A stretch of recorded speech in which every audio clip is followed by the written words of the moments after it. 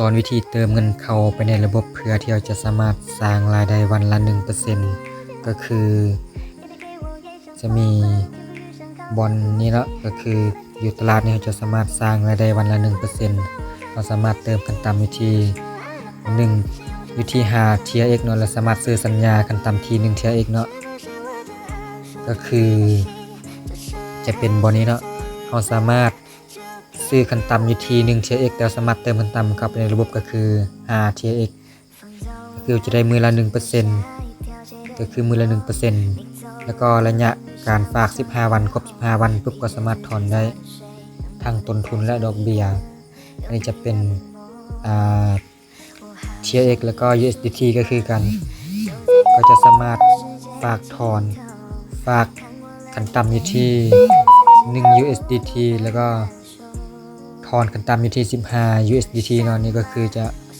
ฝากระยะเวลา15วันก็คือวันละ 1% คือกันก็ตกเดือนละ 30% เดี๋ยวจะมาสอนวิธีเติมเงินเข้าไปเนาะ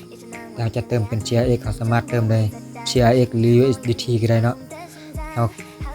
ากลับมาที่หน้าแรกก็ได้เนาะแล้วมากดบนเติมเงิน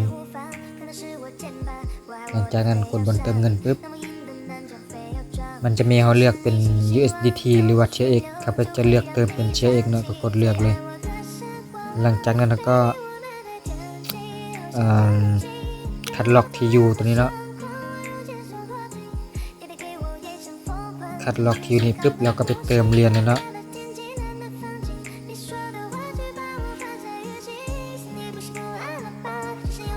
ข้าพเจ้าจะเติมผ่าน Trust Wallet เราจะเติมผ่านกระดานเทศหรือผ่านกระเป๋าใดก็ได้เนาะว่าข้าพเจ้าจะเติมผ่านอันนี้เนาะก็มากดบอลเส้นนี้เนาะก็คือจะเติมผ่านนี้เนาะแล้วก็กดใส่เลขกระเป๋าแล้วกดใส่จำนวนเงินทั้งหมดแล้วก็กด next ไปเลยหลังจากนั้นก็กด confirm เนาะแล้วก็ใส่รหัสผ่านที่เราตั้งตามไว้ในกระเป๋าของเราเนาะ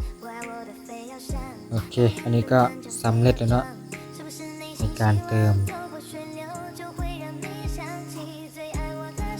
โอเคเงินเราก็ตัดแล้วนะเดี๋ยวเรามาเบิ่งอย่างนี้เนาะ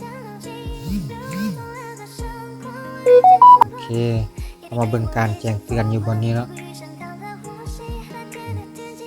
เอาเช่นว่าเงินของเราที่เราเติมเมื่อกี้มันเข้าแล้วเนาะคือเติมเงินไวเนาะเติมเงินไวเข้าไวบ่ฮอดนาทีเงินเข้าเนาะเงินที่เราเติมเมื่อกี้ก็คือเข้ามาแล้วเนาะแล้วก็จะมาเห็นในนี้ว่าเงินเรามันเข้าแล้วเอาเช่นอยู่นี่เงินเราเข้ามาแล้วมันจะเลยเป็นดอลลาร์เนาะ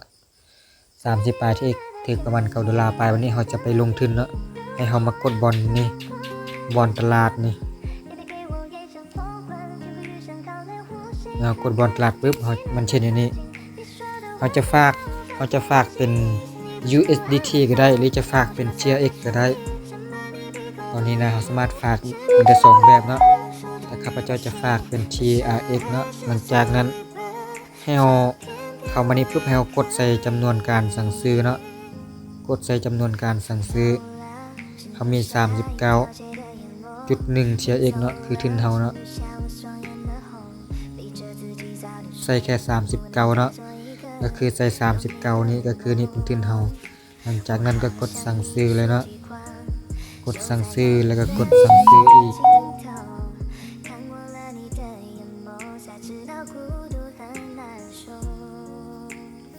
หลังจากนั้นก็ใส่รัดกองทุนที่เราตั้งไว้รัดกองทุนที่เราตั้งเนาะ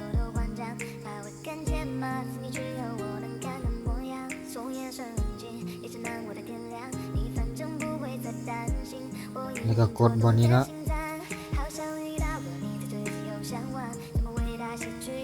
โอเคตอนนี้เขาก็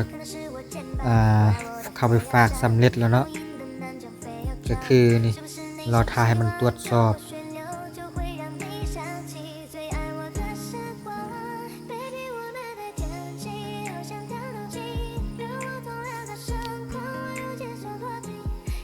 หลังจากนั้นเราก็เช็คเงินเรามันจะหายอยู่จุดนี้แล้วเพราะเงินเรามันจะเข้าไปใน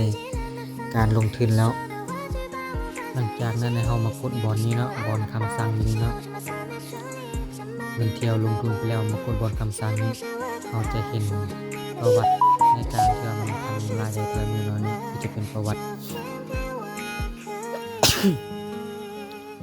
อันนี้ก็คือมันเห็นอยู่นี่ว่าเราลงทุนอะไรก็คือ39 TX แล้วก็จำนวนวันก็คือ15วันเนาะมันก็จะมีเลยแบบนี้ทุกมือละ 1% ครบ15วันปุ๊บสามารถถอนได้ทั้งต้นทุนและดอกเบี้ยก็คืออยู่เทิงถ้าเป็นดอลลาร์ก็จะไปเป็นประมาณ$9ปลายเนาะมันเที่ยวลงทุนก็ได้มือละ 1% แบบนี้โอเคสำหรับคลิปนี้ก็ขอจบคลิปเพียงเท่านี้ขอฝากติดตามคลิปตอนต่อไป